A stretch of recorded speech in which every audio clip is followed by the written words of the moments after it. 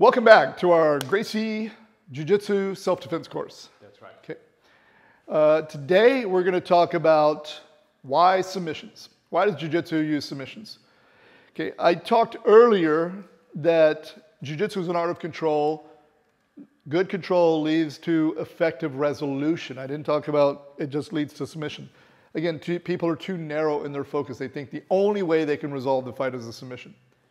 There are other ways, again, striking, weapon deployment, pinning and negotiation.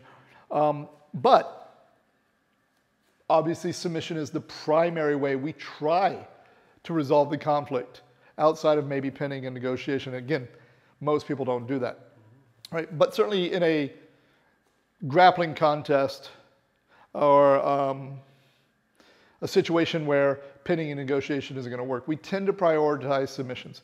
And why is that? Why don't we just punch the person as our primary way? And it's very simple. Submissions are replicable, meaning if I line up 10 people and I punch them exactly the same way, right? I'm going to get about 10 different responses. You might go down like a heap of bricks.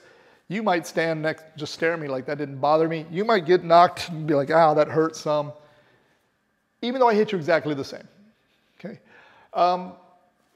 Just because people have different physiologies, okay? The great thing about Jiu-Jitsu and the great thing about submissions is if you do it right, I've heard people say I'm double jointed, right? Nobody's arm bends far enough that it doesn't break, right? If I do an arm bar correctly and I pull it far enough, everybody's arm breaks.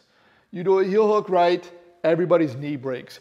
You do a rear naked choke right, you know, I can't tell you how many times, because I used to have a school in a kind of a redneck area, I would hear the phrase, chokes don't work on me. And we would always say, let's test your theory, right? Guess what? Chokes worked on them, okay? Because there's no amount of, you know, I'm too tough or drugs or whatever that if you cut the blood off to the brain, that they stay conscious. It just doesn't happen, okay? The other thing is, if we're here and I'm hitting you, bam, bam, bam, can I then tell you to just calm down and relax? You can try. You can try. Are you going to listen? No. No, you're getting hit. You're going to fight back. Yeah. Right? I don't have the ability to negotiate. Right? If you put me, let's say you put me in a hammerlock, right? Here. And then, yeah. Can you negotiate with me now? Yeah, you can say, look, you can add a little bit of pain. Like, hey, okay. I'll do what you want. Right? That's the power. That's one of the great powers of submissions. Even a choke, I can put them really close to sleep and say, you need to relax. Okay? Or I will put you to sleep. I can put you in a, you know, any kind of joint lock, put it to the point of compliance, and go from there, right? So that is the reason that we really focus on submissions, is that they're replicable, right? They work.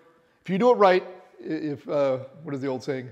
If do right, no can defense, right? That's true, right? And here's the other thing. If I want to knock you out with a punch, where do I have to hit you? My chin. Yeah, here, right? Am I going to knock you out if I punch you in the leg? No. Am I going to knock you out if I hit you? Maybe if I hit you in the liver, I can get you to drop it. I haven't really knocked you out, right? Where can I attack you with a submission? Pretty much your entire body. Yeah. So I don't have to sit here and just try to aim for one spot to hope to end the fight.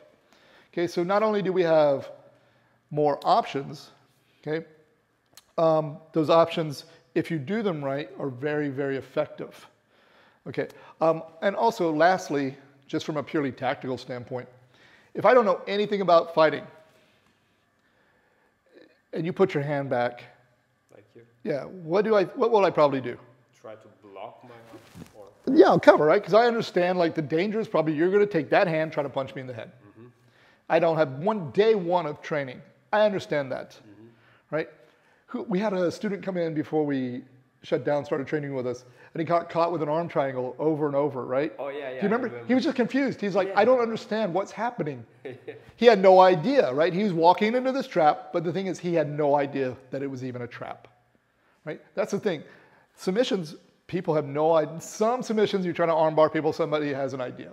Now, they usually don't have the right answer to the problem, right?